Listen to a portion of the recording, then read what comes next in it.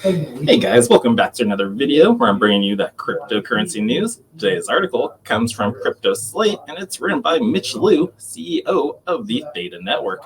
So his article is on Say It Again, NFTs are more than digital art. Yes, they are. I hope you guys can understand and maybe learn something in this video. For those kind of understanding about NFTs, they're hearing about it now, but just need a little bit more education. So here, let's go through this article and see if Mitch Liu can help educate us a little more. So a lack of understanding from skeptics should not be blunt our NFTs enthusiasm. So NFTs are non-fungible tokens that have been on the tips of everyone's tongues for the last few months. Brands from Givenchy to the NBA are getting in on the game. Their adoption by mainstream has been so quick and so profound that last year Collins Dictionary even made the term for their word of the year for 2021.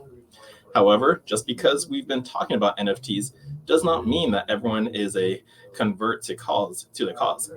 The fact in the last 30 days at the time of writing, 9 of the top 10 NFT sales were Bored Apes or CryptoPunks. The two kings of NFTs is proof that the wider NFT market has yet to capture the publication imagination. If you've heard about NFTs in the press, chances are that the article was illustrated with a Bored Ape or a CryptoPunk. Last year, a bundle of 101 Bored Ape NFTs went for $24 million, and a CryptoPunk resold for nearly $12 million at Sotheby's. Or is it Sotheby's? I think it's Sotheby's. Despite the myriad of the new NFT projects launching every day, legacy tokens with established resale value are still king. The way much of these press has written up NFTs as a speculative asset for the rich and a talisman of digital trend followings for the famous. Think Jimmy Fallon, Post Malone, and Eminem explain some of their poor reputation, but another is because for many observers, there is little point to them, an evaluation that I think is thoroughly wrong, but deserves a rebuttal. It's not hard to see why the non-crypto native struggle to wrap their heads around the concept of digital assets being non-fungible to many who have ever right-clicked Save As on an image or video. The primary media, which is minted as an NFT, this is a new paradigm of digital ownership, seems strange. As such, the coverage in the non-crypto press has more often than not been disparaging. This needn't be the case. The technology behind NFTs is innovative and has tremendous potential across a wide range of use cases. Whether that allows gamers to own and resell assets within the game they play, to prove ownership or part ownership of physical assets like property, or to help share music royalties more fairly. This embryonic concept has so much further to go. The idea that code can prove the uniqueness, authenticity, and provenness of a house, character, skin, or song in a way that is decentralized, open, and secure is a profound one. Innovators, clever, and more intuitive than me will exploit this potential for a long time. But many businesses are going further again, attaching tokens to redeemable real-world benefits, moving tokens on from digital assets and into a kind of a club membership that provides continuing value to the token holder. Tokens don't always have to have high-tech applications to provide value. At Datadrop, we're collaborating on NFTs with global brands such as Samsung, Katy Perry, Diane Warwick, The Price is Right, and World Poker Tour, and more to come. In almost all of our partnerships, a key through line has been real world rewards, or what has come to be known as the crypto community as token utility. This doesn't mean that tokens without this kind of use case are useless, like the critics claim. We can't underestimate the value of art for art's sake, or the community these tokens create around them, nor write off NFTs that are PFP projects, which are a combination of both.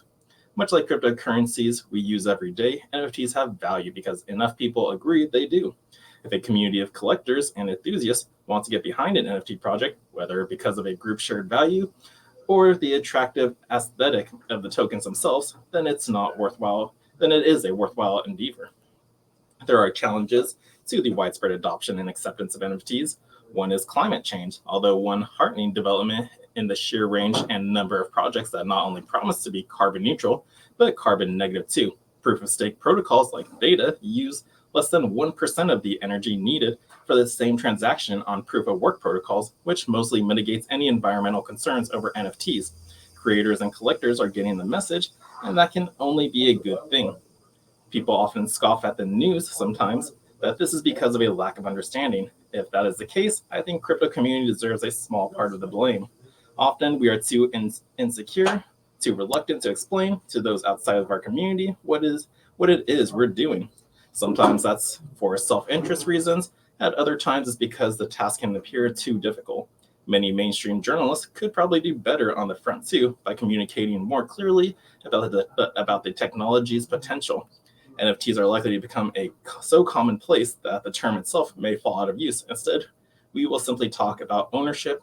The technology behind it will be implied. So that's true. Like, we just basically gave it the name NFT right now, non-fungible token. Like, in the future, it could be totally something else. Like, who even talks about World Wide Web? It's WWW. It's just an abbreviation.